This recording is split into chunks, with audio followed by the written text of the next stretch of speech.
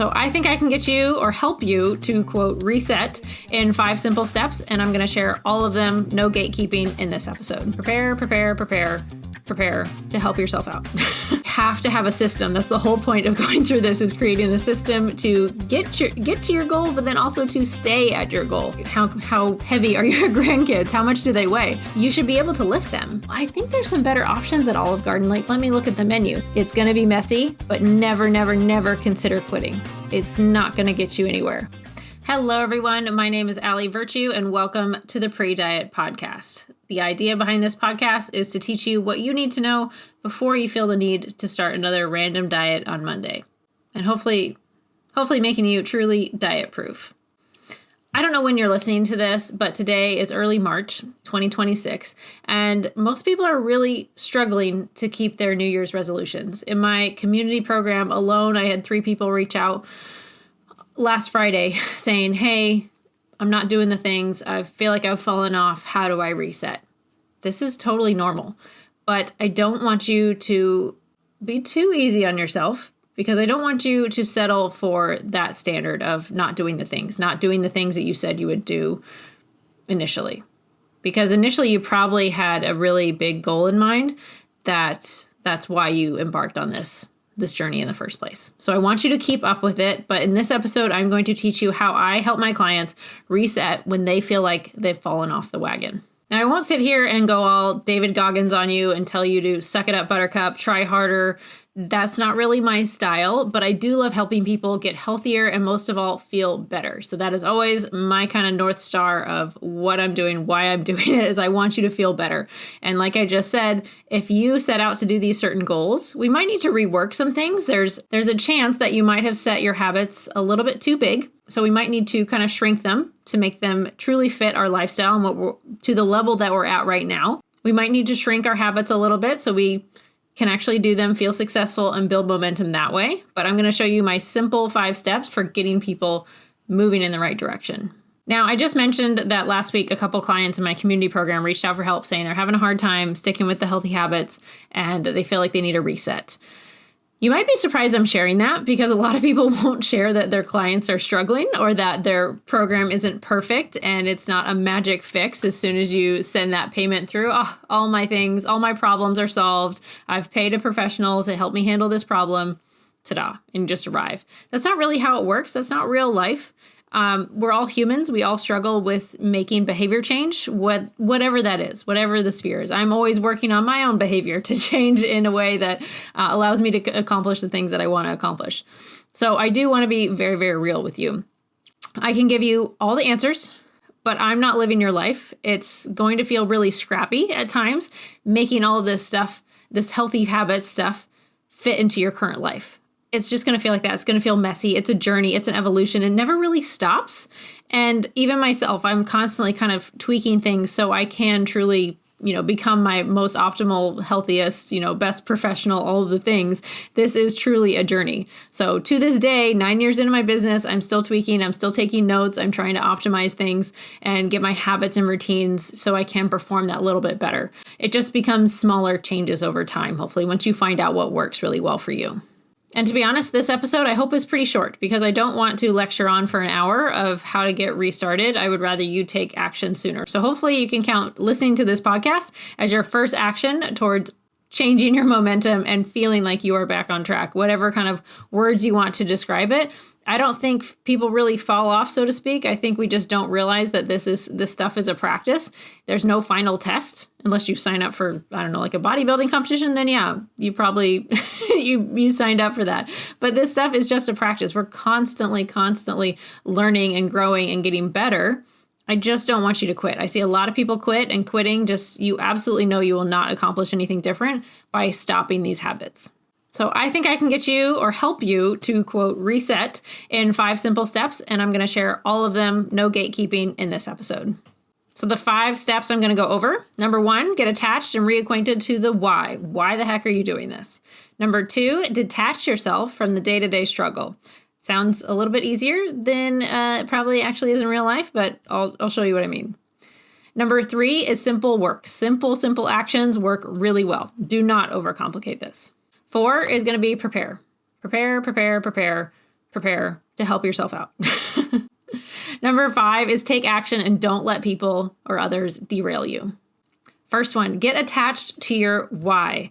So this is not exactly revolutionary, not exactly groundbreaking. A lot of people will talk about their why and why they should be doing these things, et cetera, et cetera. But I think a lot of people forget about it or they don't keep it front of mind. So on all of my most recent documentation, as far as like my habit trackers and things, I put the whys right at the top of the habit trackers that my clients are using. So they stay very connected of like, why the heck am I struggling with this stuff?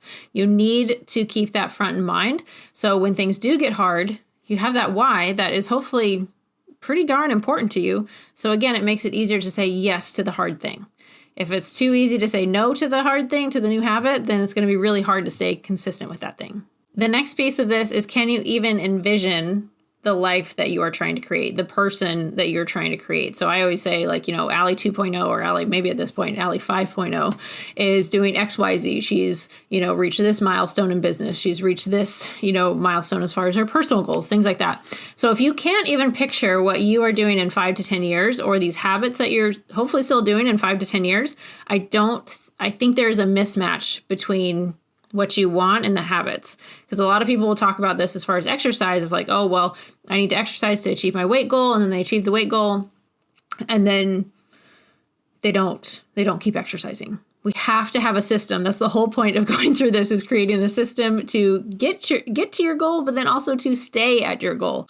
So if you can't picture yourself moderating your alcohol intake or potentially quitting alcohol, if you do have a problem with alcohol, like that's probably step 0 before even step 1 of doing the mental work to start to picture that I can be successful at this. I can be a gym goer. I can be a person that walks in the rain when it's cloudy, when it's not nice out, when it's cold out. Like if you can't picture yourself doing that, I don't think you should set yourself up for failure potentially and say, yeah, I can be one of those people, Allie, that walks every day and goes to the gym 5 days a week. If that's never going to be a part of your wish list or, future, if you can't ever see yourself doing that, I don't know if that's a great place to start. I'm not saying you can't end up there, because a lot of people have surprised themselves. I've taken many clients that have gone from like 3 to 5 sodas per day, and they're like, I just love soda. I could never give it up, blah, blah, blah, or, insert their favorite food there. And then they do, because they realize it's actually not that important to them, or they've, found other benefits in the habit changes that we were doing. But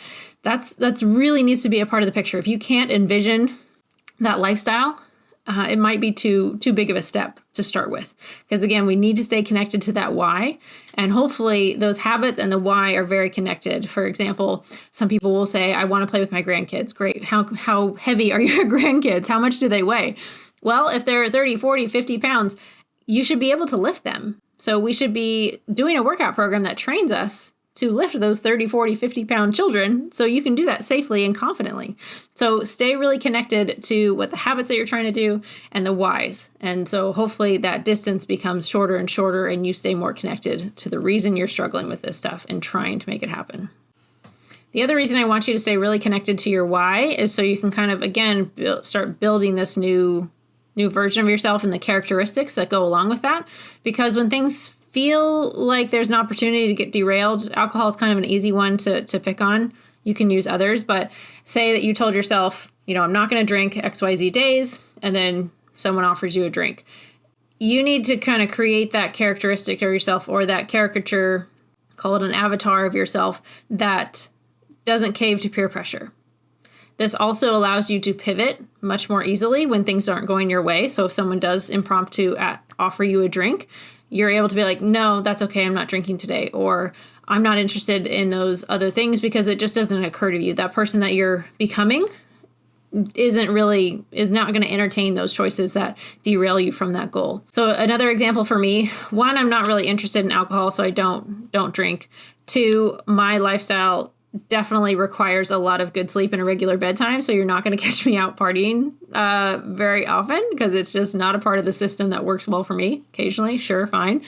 But you'll also find that I'm not going to surround myself with people that complain, that potentially have like a victim's mindset or just focusing on the negative side of things. I want to be around doers. And I find this is one of the best ways to kind of elevate your game, is you are surrounding yourself with action takers, people that inspire you, that make you want to work harder, that are naturally doing the things that you want to be doing. So whether this is business, whether this is joining a gym that, has those people that truly like to exercise, they're athletic people, or they don't honestly even have to be athletic people. They're just people that make going to the gym super, super normal. Same thing for food. Start reaching out to those people that are doing the healthy things to say, hey, can I meet you for coffee? Hey, can I meet you for a walk? Can we go out to brunch together? I feel like I should get to know you.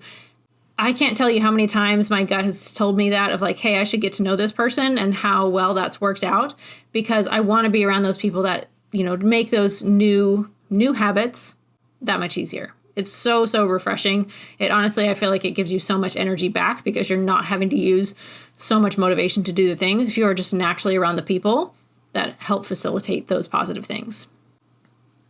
So know what you are building for yourself, know your why, stay attached to it, keep that front of mind. If you need to do some journaling on this, highly recommend that as well. Also, some of the documentation that I'll share, or I mentioned earlier, that habit tracker, we have the why at the top and then the habits below. And we want to make sure that those correlate really, really strongly so you can keep going with those habits. This might take a little bit more explaining. I might need better words when it comes to this second point. But even if something is really hard, I don't think it's that helpful to dwell on that part of the problem. Focus your energy and your efforts on finding a solution.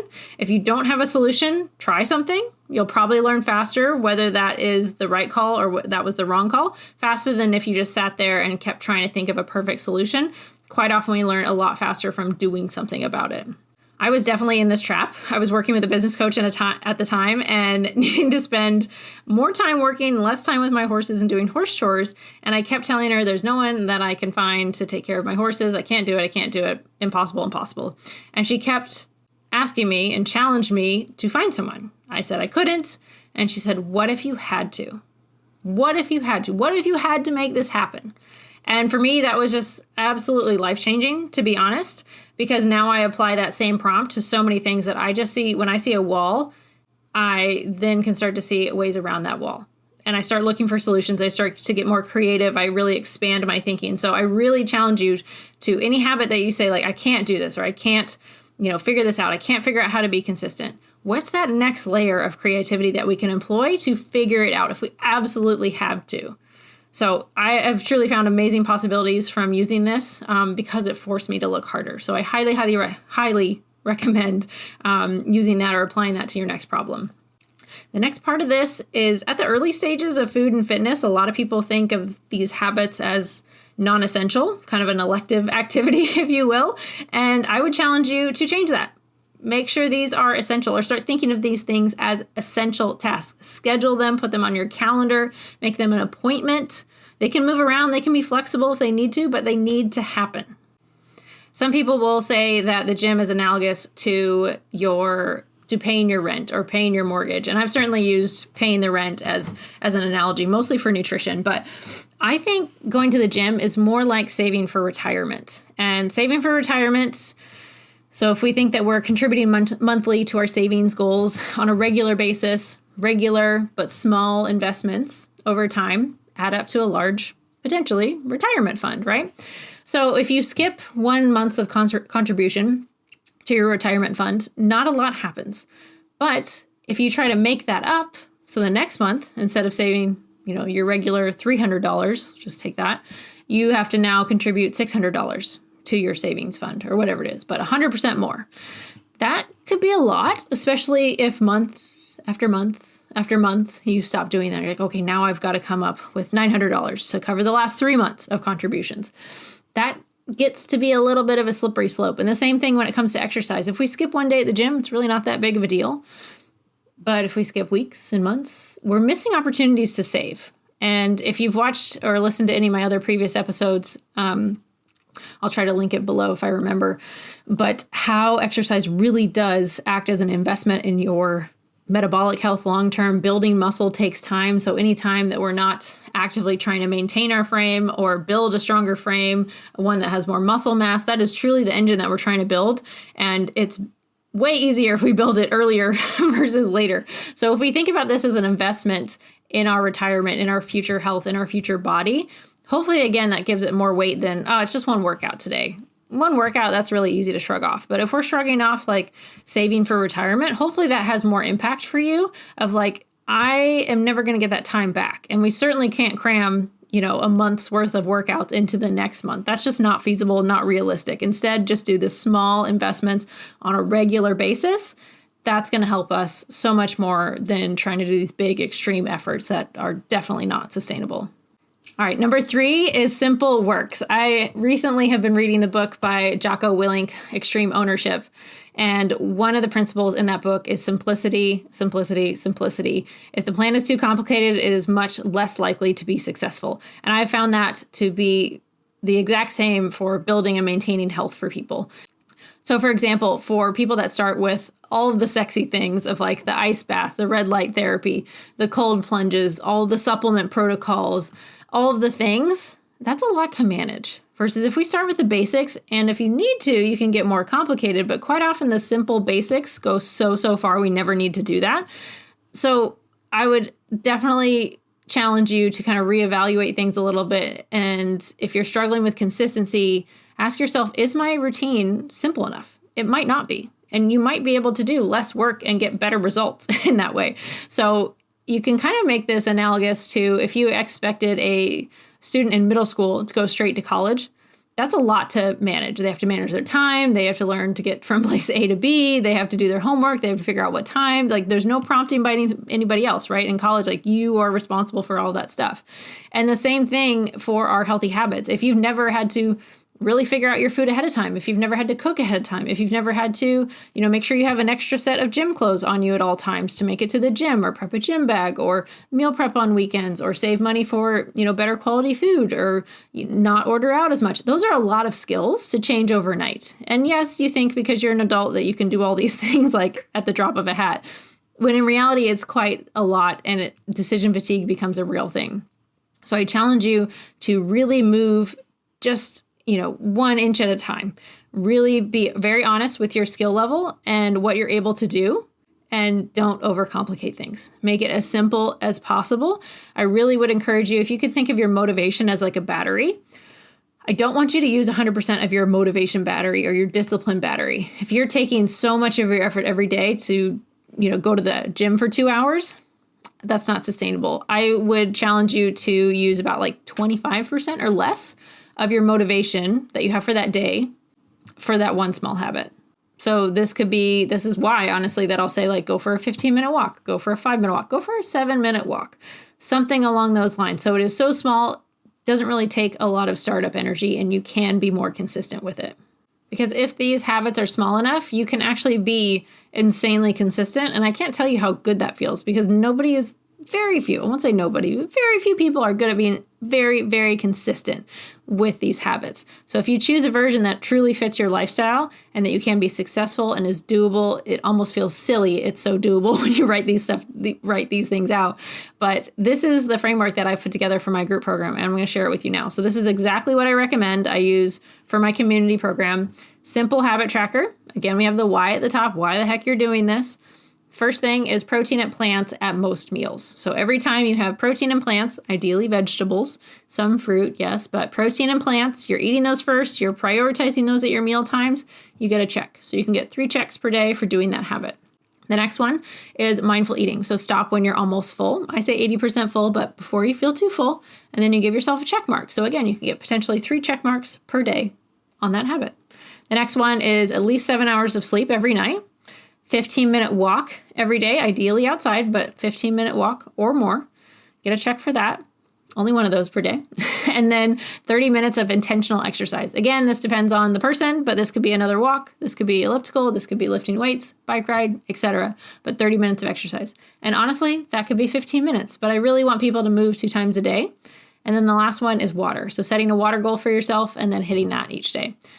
Those are the habits. Very simple. It adds up to be about 10 check marks per day as the maximal possible points for that day. That might seem like a lot, so you don't need to choose all of those things, but that's what the community is working towards. And of course, we can refine those as well. Hopefully they see improvement. Hopefully they see that they don't need to be perfect with those things to see improvement. They just need to be very consistent. So if you miss a day, miss 2 days, it's not a big deal, but you need to get back on and start tracking and start doing your things. So that is the exact program that we follow. The community program is called Become a Healthier You, because literally helping people just become a healthier version of themselves. And this program, as of right now, costs less than $1 a day. So it is built to be affordable. It is built to be very effective. It also has a lot of live Q&As, group calls. People can add one-on-ones for more specific advice as they go, but it's truly meant to be DIY, fit your budget, and get the things done. And it's been really fun so far, so make sure you check out that program. All right, moving on to our next step. So 4, prepare, prepare, prepare. If you listen to the last episode, episode 29 with Devin Grogans, IFBB pro bodybuilder, business owner, full-time marketer, husband, father of 2, this guy knows how to manage his time, and he prepares for the next day ahead. One of my favorite quotes from that episode was, use 1 hour today to get 2 hours tomorrow. I thought that was very, very impactful and really, really helpful. He used that time to pack his clothes, prep his meals, pack his meals for the next day, snacks, start loads of laundry, schedule his workouts for the week. You name it, this guy uses that little bit of time, an hour before you go to bed. Think about how much you can get done for tomorrow just by prepping yourself. So I thought that was incredible advice from Devin. And then 5, do the things, take the action, and don't let others derail you. Stay strong in your values as far as what you're trying to create for yourself. It's going to be messy, but never, never, never consider quitting. It's not going to get you anywhere. We can guarantee that. And look for the next action. So many people say, oh, I'll get a workout tomorrow. Look for the next win you can get in the next 30 minutes. Build that momentum now. Maybe that's stopping eating your meal like 1 or 2 bites before you would otherwise have done. So take that next, look for that next action, that next decision that you can make to start changing your momentum. This could be stopping your meal 1 or 2 bites before you otherwise might have just finished your plate, because #clean plate club. We don't need to do that anymore. It could also be deciding to get up from your desk and go for a walk. It could be getting a drink of water. It could be ordering your groceries, something that you can get in a very short amount of time, the next 30 minutes ideally, and start to change that momentum. That is so, so powerful to stopping that negative spiral. You'll also be amazed what those little small decisions can do for your mood. Just the fact that you took a couple minutes out of your day to change the tide can really turn things around and make you feel more excited to start doing the things again. Because the last thing that I want to see is people just lay down and kind of accept their circumstances in the sense of like, well, I just had to because of this. Instead of, this came up, it was challenging, but I chose to make this choice instead. You have more choice than you think you probably do. This is also one of the reasons why I started the YouTube channel. This is also one of the reasons why I started the YouTube series, Eat Like a Pro or Order Like a Pro on YouTube. And it's because I started to hear clients say, well, we had to go to Olive Garden, so I had to order this. I'm like, well, I think there's some better options at Olive Garden. Like, let me look at the menu. So I really wanted to teach people how to order, even if you feel like you're going out to eat in a place that traditionally is not very easy to eat healthy at. I always want to try to see what I can make out of the situation. So check that out on YouTube if you haven't already, but take action, do the things. As a recap, number 1 was stay attached and get reacquainted with your why. Number 2 was get detached from the daily struggles, focus on the solutions. Number 3, simple actions work. 4, prepare. Number 5 is take action and don't let others derail you. You got this. You can do this. Hopefully this was a quick, easy episode. Maybe save this episode so you can listen to it if down the line you feel like you need another reset, but take action, get after it, start doing all the things. Speaking of things that you could do, if you enjoy this episode, number 1, please share it with a friend. If you're listening to this on YouTube, please like this video. Please subscribe to the YouTube channel. If you're listening to this on Spotify, please follow the show on there, leave a comment or a 5-star review. And lastly, if you're interested in more free resources like this, make sure you subscribe to the Free Shit Friday email list at parksidenutrition.com/subscribe, and you'll get more free shit delivered to your inbox every single Friday. That's all I got for you today, guys. Thank you so much for listening, and I'll see you in the next one.